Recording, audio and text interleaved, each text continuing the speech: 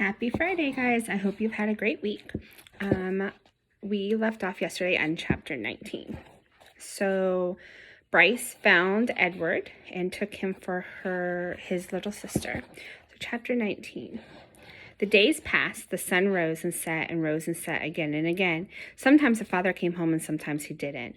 Edward's ears became soggy and he did not care. His sweater had almost completely unraveled and it didn't bother him. He was hugged half to death and it felt good. In the evenings at the hands of Bryce and at the ends of the twine, Edward danced and danced. 1 month passed, and then 2, and then 3. Sarah Ruth got worse. In the 5th month, she refused to eat, and in the 6th month, she began to cough up blood. Her breathing became ragged and uncertain, and as she was trying to remember in between breaths what to do, what breathing was. "Breathe," Bryce would say, standing over her. "Breathe," thought Edward from deep inside the well of her arms. "Please breathe." Bryce stopped leaving the house. He sat at home all day and held her in his lap and rocked her back and forth and sang to her. On a bright morning in September, Sarah Ruth stopped breathing. "Oh, no," Bryce said. "Take a little breath, please," he said. Edward had fallen out of Sarah Ruth's arms the night before, and she had not asked for him again. So face on the floor, arms over his head, Edward listened as Bryce wept. He listened as the father came home and shouted at Bryce. He listened as the father wept. "You can't cry," Bryce shouted. "You can't. You have no right to cry. You never loved her. You don't know anything about love." "I loved her," said the father. "I loved her." "I loved her too," thought Edward. "I loved her, and now she's gone."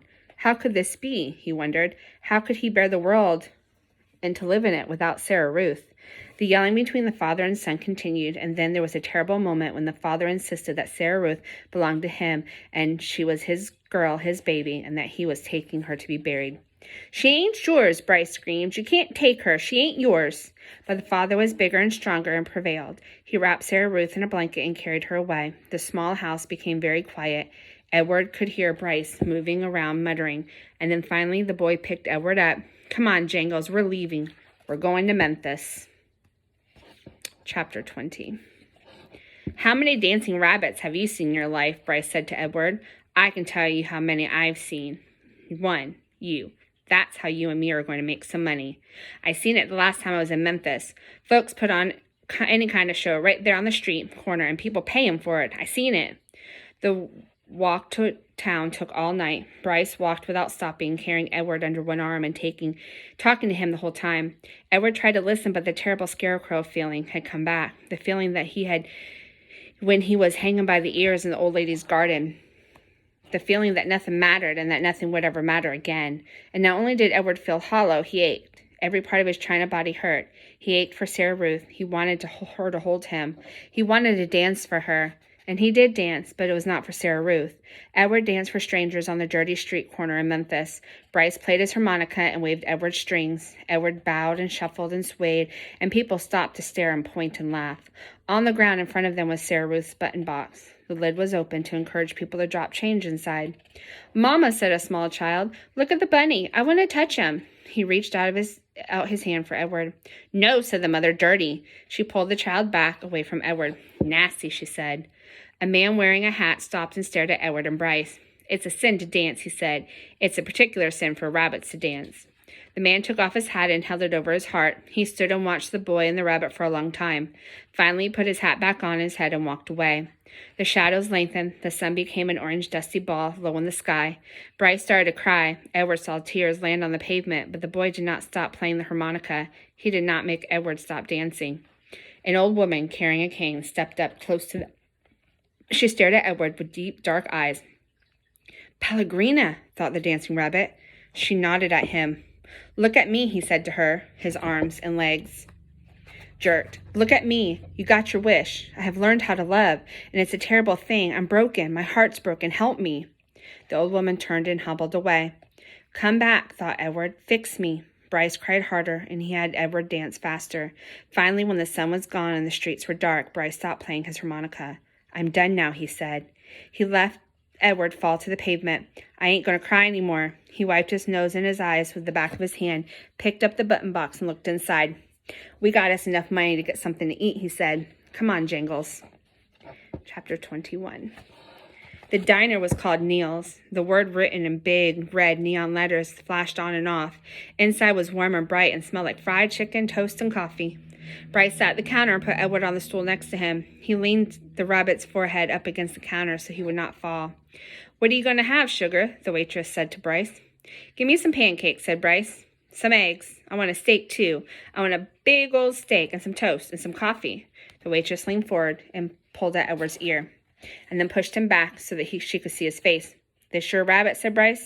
She said to Bryce. "Yes, he's mine now. He belonged to my sister." Bryce wiped out his nose on the back of his hand. "We're in the show business, him and me." "Is that right?" said the waitress. She had a name tag on the front of her dress. Marlene, it said. She looked at Edward's face and then let go of his ears, and he fell forward on his head, rested against the counter again. "Go ahead, Marlene," thought Edward. "Push me around. Do to me as you will. What does it matter? I'm broken. Broken." The food came and Bryce ate all of it without even looking up from his plate. "Well, you was hungry for sure," said Marlene. "I reckon. Show business is hard work." "Yes'm," said Bryce. Marlene tucked the check under the coffee cup. Bryce picked it up and looked at it and then shook his head. "I ain't got enough," he said to Edward. "Ma'am," he said, "I ain't got enough." "What, sugar?" "I ain't got enough money." She stopped pouring the coffee and looked at him. "You're going to have to talk to Neil about that." Neil, it turned out, was both the owner and the cook. He was a large, red-haired, red-faced man who came out of the kitchen holding a spatula in one hand. "You came in here hungry, right?" he said to Bryce. "Yes, sir." He wiped his nose with the back of his hand. "And you ordered some food, and I cooked it, and Marlene brought it to you, right?" "I reckon," said Bryce. "You reckon?" said Neil. He brought the spatula down on the countertop with a thwack. Bryce jumped. "Yes, sir. I mean, no, sir." "I cooked it for you," said Neil. "Yes, sir," said Bryce. He picked Edward up off the stool and held him close. Everyone in the diner stopped eating. They were all staring at the boy and the rabbit and Neil. Only Marlene looked away. "You ordered it. I cooked it. Marlene served it. You ate it. Now, I want my money." He tapped the spatula lightly on the counter. Bryce cleared his throat. "You ever seen a rabbit dance?" he said. "How's that?" "You ever seen in your life a rabbit dance?" Bryce set Edward on the floor and started pulling the strings attached to his feet, making him do a little slow shuffle. He put his harmonica in his mouth and played a sad song that went along with the dance. Somebody laughed. Bryce took the harmonica out of his mouth. "He could dance some more if you want him to. He could dance to pay for what I ate." Neil stared at Bryce, and then without warning, he reached down and grabbed a hold of Edward. "This is what I think of dancing rabbits," said Neil. He swung Edward by the feet, swung him so that his head hit the edge of the countertop. Hard. There was a loud crack. Bryce screamed, and the world, Edward's world, went black. And we're going to stop there, and we'll read more on Monday. I hope you have a great weekend. Bye.